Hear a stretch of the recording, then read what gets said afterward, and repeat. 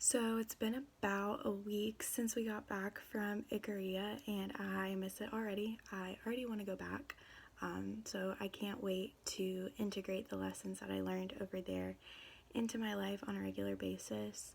I think the biggest lesson that I learned, and I think I got this from talking to Thea after our cooking lesson, was just not to worry about the things that we can't control, and understanding that life is going to happen and that situations are going to come up where we don't necessarily have a way to fix things, but we can control our attitudes and our outlooks towards the situation.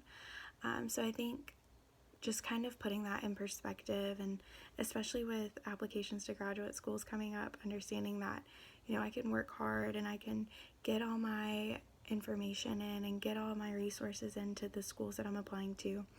But at the end of the day, I'm not the one selecting the class, I'm not the one selecting the students, and kind of accepting that, I can do my part, but after I send those materials off, it's not up to me anymore, which is a hard lesson to learn, but I think it was definitely necessary for me to kind of understand and come to that conclusion. I think in the future, especially since I want to work with college students, and worry is such a big part of our lives. We're constantly told that, we need to be focusing on what we're going to do next, what's next. I think if I can have an impact on students to kind of say, yes, think about the future, that's obviously good, but, enjoy the present and enjoy what is right now. I think that will be probably one of the biggest impacts that this trip has had on my career, and especially kind of helping them understand that worrying again isn't going to get them anywhere. But like I said, I think it's a process, so if I could have any hand in helping one student realize that, that would be pretty awesome to show them. So in my pre-departure video, I talked a lot about the physical activity level and nutrition that I really wanted to focus on, and I thoroughly enjoyed learning about the nutrition over in Ikaria. Just the fact that they keep their recipes so simple and so fresh. They're using what's in season rather than importing vegetables and fruits. They're, using what's in their own gardens, and they're using their own livestock for meat and for dairy products and animal products. And I think that is so important because they are able to know exactly what's going in their food. They're able to know where it came from, what it was fed. They're not as concerned about additives and preservatives and growth hormones and all these different things that we have in our foods. So I think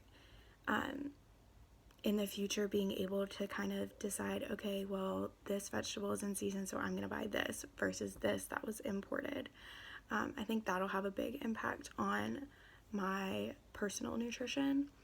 As far as activity levels go, I loved how they kind of take a more lifestyle activity, I guess, approach to their movements and to their exercises. They're not going hard at the gym every day. They're walking to the store and then they're bringing their groceries back. They're swimming in the ocean every day.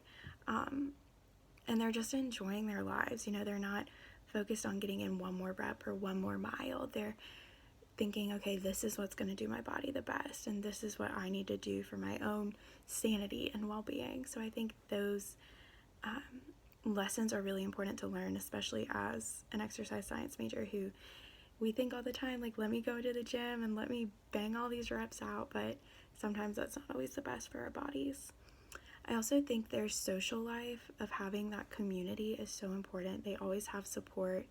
They always have, a core group that they can go back to and kind of talk to in the end. And that is always there for them no matter what in life. And I think that really speaks volumes to their lives and their well-being. And I think the social and the nutrition aspects are two of the biggest reasons why they live to be over 100. And also in interviews, that's what a lot of people said as to why their lives are so different. So I miss Ikaria. I want to go back so bad. I miss Yaya.